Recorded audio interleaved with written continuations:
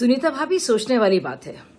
आपने कहा था कि अरविंद केजरीवाल भाई साहब कुछ बहुत बड़ा धमाकेदार बयान देंगे, लेकिन ना तो चूहा मिला ना चूहिया, कुछ भी समझ में नहीं आया।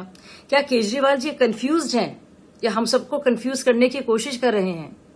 क्योंकि सवाल तो यहाँ पे रिश्वतखोरी का है ना, पूरे शराब घोटाले का है, इलेक्टोरल बॉन्ड्स का नहीं है। इलेक्टोरल बॉन्ड्स तो खरीदे जाते हैं एक चेक देकर, बैंक के अंदर जाकर। ये तो छुप छुपाकर कैश के जरिए हवाला ऑपरेशंस के तहत ये तो पैसा दिया जाता है, एक तरह से ब्लैक मनी के तौर पर, रिश्वतखोरी के तौर पर। और रिश्वतखोरी क्यों की गई इस मामले में? क्योंकि इसमें मुनाफाखोरी करने दी गई प्राइवेट वेंडर्स को, प्राइवेट लॉबी को। समीर महेंद्रू बने इंडो स्पिरिट्स के जो थे होलसेलर, और बाकी जो रिटेल की कंपनी है साउथ ग्रुप, वो बनी रिटेलर्स। और रिटेलर्स की तो इसमें 10 गुना से ज्यादा मुनाफा उनको मिला। जबकि जो सरकार है जिसका राजस्व यानी कि स्टेट रेवेन्यू जो दिल्ली लोगों को मिलना चाहिए था, जिसका फायदा उनको के हाथ तो कुछ भी नहीं आया। तो जो राजस्व इसके तहत मिलता भी था वो भी खत्म हो गया, और बल्कि बहुत ही कम हो गया। और इसमें माना जा रहा है कि करीब 2000 करोड़ के लगभग राजस्व यानी कि रेवेन्यू, एक्साइज जो मिल सकता था दिल्ली सरकार को, जिसका फायदा दिल्ली वासियों को होता, वो उनको मिल नहीं पाया।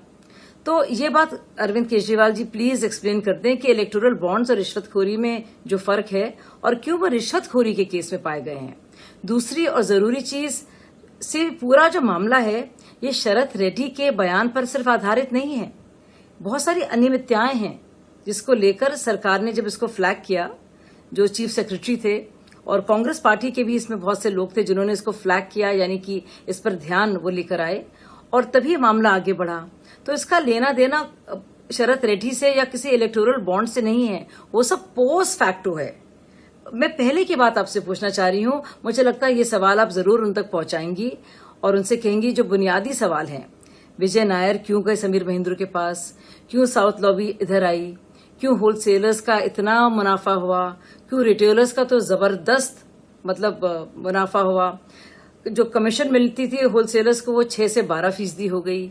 जो मिलता था प्रॉफिट रिटेलर्स को वो 10 गुना ज्यादा हो गया। हर एक बोतल पर जो 30 रुपए मिलते थे वो 300 से भी ज्यादा हो गए। तो ये बहुत बुनियादी सवाल हैं और इनका ताल्लुक किसी एक शख्स से और किसी एक इलेक्टोरल बॉन्ड से नहीं है।